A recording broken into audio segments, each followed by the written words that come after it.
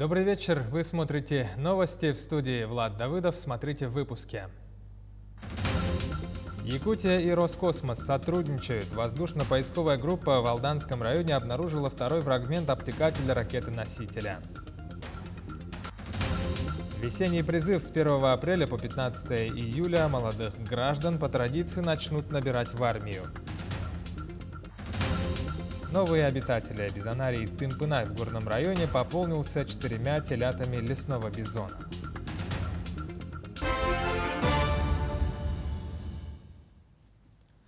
Воздушно-поисковой группой в составе представителей Роскосмоса и Якутии в районе падения отделяющихся частей ракет-носителей в Алданском районе обнаружен второй фрагмент створки головного обтекателя ракеты-носителя «Союз-2.1Б». Пуск, который из космодрома «Восточный» состоялся 25 марта, об этом сообщает Минэкологии. Высадиться на место обнаружения не удалось, так как фрагмент обнаружен в лесном фонде, требуется создание вертолетной площадки. После пусковой облет районов падения с отбором проб с мониторинговых точек и поиском фрагментов отделяющихся частей ракеты-носителя согласно плану работ будет продолжаться до 5 апреля. На территории Якутии работает комиссия Центрального аппарата МЧС России. В ведомстве рассматривается вопрос о возможности создания поисково-спасательного подразделения в арктической зоне на территории поселка Тикси. Напомним, что на территории Якутии расположено 13 районов, которые входят в арктическую зону. Тикси Булунского района имеет свои физико-географические особенности. Он расположен на побережье Северного Ледовитого океана. История создания тесно связана с развитием Севморпути и обеспечением военной безопасности в стратегическом направлении. Сегодня вектор внимания государства разворачивается на Арктику, толчок инфраструктуры и социального развития поселка даст новый этап для индустриализации.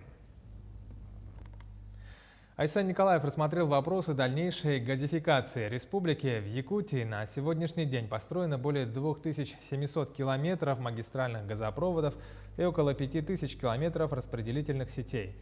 Число газифицированных наследников составило 104 единицы в 10 муниципальных районах.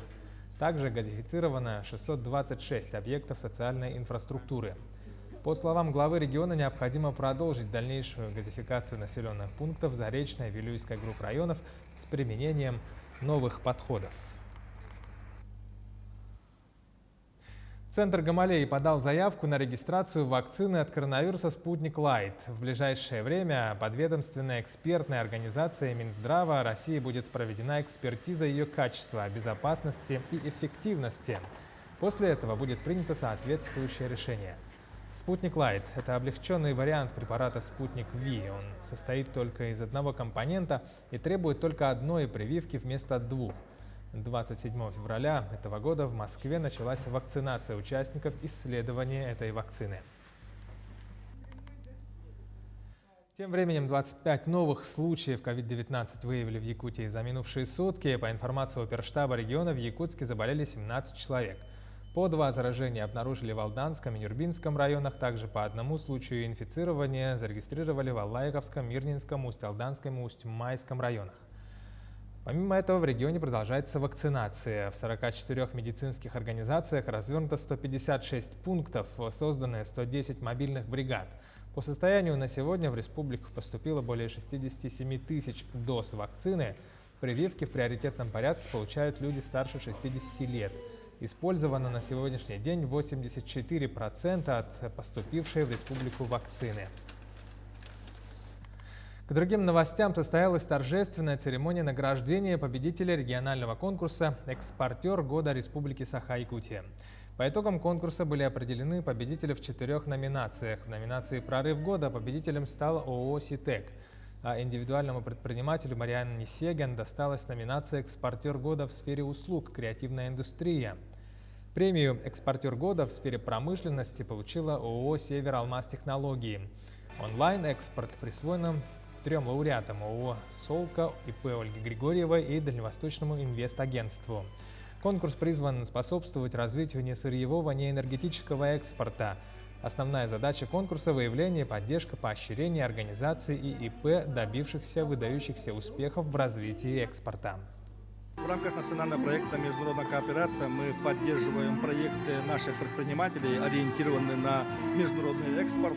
Это продукции, изготовленные из сырья нашей республики, это продукция переработки креативной индустрии, это кино, это продукция из нашего масляного сырья. И мы в стратегии развития нашей республики предусмотрели прирост экспорта несырьевой продукции на 70% к 2030 году. Якутяне все чаще стали пользоваться инвестпродуктами банков. Недавно ЦБ повысил ключевую ставку, вслед за этим прозвучали прогнозы о том, что ставки по депозитам могут развернуться и начать расти. Однако пока задача найти альтернативу вкладам для размещения свободных денег по-прежнему актуальна. Поэтому число инвесторов в Якутии активно растет. Что на это повлияло, разбирался наш корреспондент. В регионе набирают популярность инвестиционные продукты, среди которых не только уже широко известные ИИСы, но и облигации и акции. За 2020 год только в якутском офисе ВТБ вложения частных клиентов банков такие инструменты выросли почти 2,5 раза и составили порядка 6 миллиардов рублей. А количество инвесторов превысило 5000 человек. Причины более привлекательные, чем по вкладам доход и доступность. Первое – это инструменты фондового рынка дают более высокую доходность по отношению к банковскому депозиту. И второе – это удобство и простота вхождения на рынок. Любой желающий может оформить брокерский счет, либо приобрести ценные бумаги, не выходя из дома. Для этого нет необходимости иметь много денег. Например, при покупке облигации достаточно 1000 рублей. Чтобы упростить работу своих клиентов, Банк ВТБ разработал мобильное приложение «Мои инвестиции», где напрямую можно пользоваться инвест-инструментами в режиме онлайн, а также получить необходимые консультации. Данный сервис подходит всем инвесторам и особенно полезен начинающим. Начинать инвестировать специалисты рекомендуют с открытия ИИС или покупки ОФЗ. Это будет консервативная, осторожная стратегия. ВТБ отмечает, что именно таких инвесторов среди клиентов банка большинство.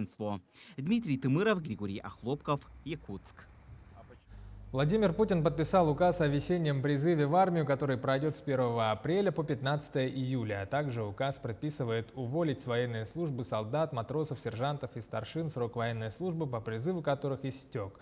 Весной 2020 года, по данным Вооруженные силы России, были призваны 135 тысяч человек. В Якутии в армию за этот период призвали 1285 человек. Бизонарий Тымпынай в Горном районе пополнился 4 телятами лесного бизона. Их перевезли из питомника Усть-Ботома. Сюжет Ульяны Шагиной. Доставили телят из питомника Усть-Ботома до питомника Тымпынай на грузовике в специальных деревянных контейнерах. Дорога была не быстрой, и волнение телят чувствуется. После карантинных мероприятий и обследования животных постепенно выпустят на волю, пока только в пределах питомника. Питомник Тымпынай Горного района находится в пределах территории природного парка «Синяя». Так, если в самом питомнике пасутся 116 голов, то за ее пределами на свободном выпасе в естественную среду обитания выпущено 80 животных. А это значит, реакклиматизация этих удивительных лесных гигантов в Якутии идет активным своим ходом.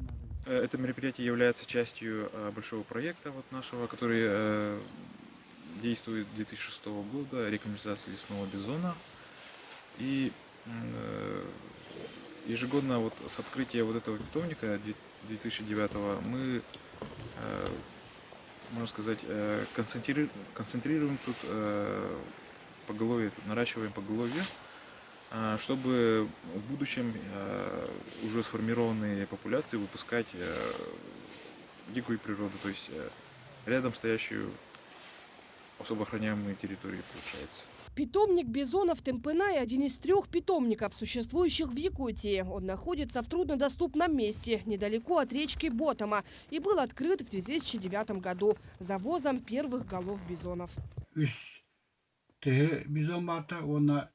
Было 3 самца и 3 самки бизонов. Перед тем, как их перевести, мы быстрыми темпами отстроили на участке Тымпынай гараж, жилой дом и баню. За 1,5 месяца всего 12 человек смогли справиться с этой задачей. Поняв, что животные легко переносят якутские суровые зимы, в Темпынай прямиком из Канады еще в 2000-х годах начали доставлять новую партию бизонов. Сегодня их поголовье насчитывает порядка 200 животных. В зимнее время работники питомника их подкармливают. Так за сутки взрослые особи съедают до 20 килограммов сена, а малыши вдвое меньше. Выпущенные на свободный выпас 80 бизонов чувствуют себя хорошо. Обитают в 20 километрах дальше от питомника. Они сами по себе добывают еду. Осенью в августе у них начинается гон. Тогда все бизоны, даже те, кто в питомнике, собираются в одном месте. Сегодня в гостях в питомнике находится московская съемочная группа. Они снимают уникальный фильм «Байза» о жизни лесных бизонов на территории Якутии. В конце 2021, начале 2022 года фильм можно будет посмотреть в кинотеатрах. Он будет предназначен для семейного просмотра и расскажет, заявит об Якутии на весь мир благодаря красивым кадрам и простроенной художественной линии.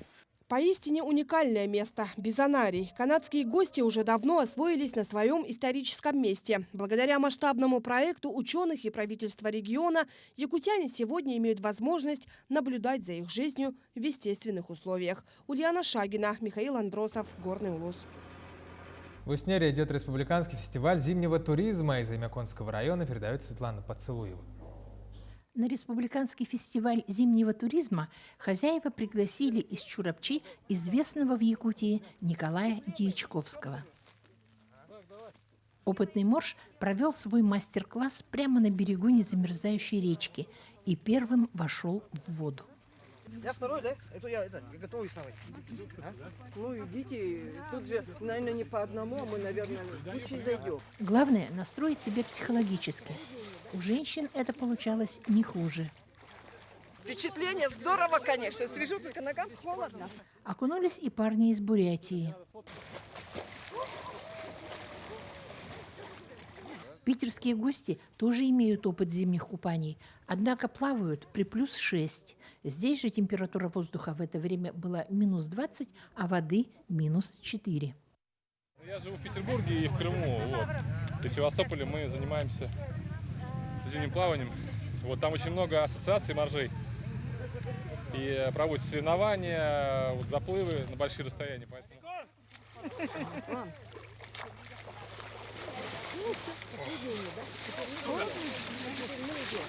Все окунулись, взбодрились и быстренько в машины. Согреться и переодеться. Светлана Поцелуева, Павел Комин, Аймикон. Таковы новости к этому часу. Смотрите наш канал и будьте всегда в курсе.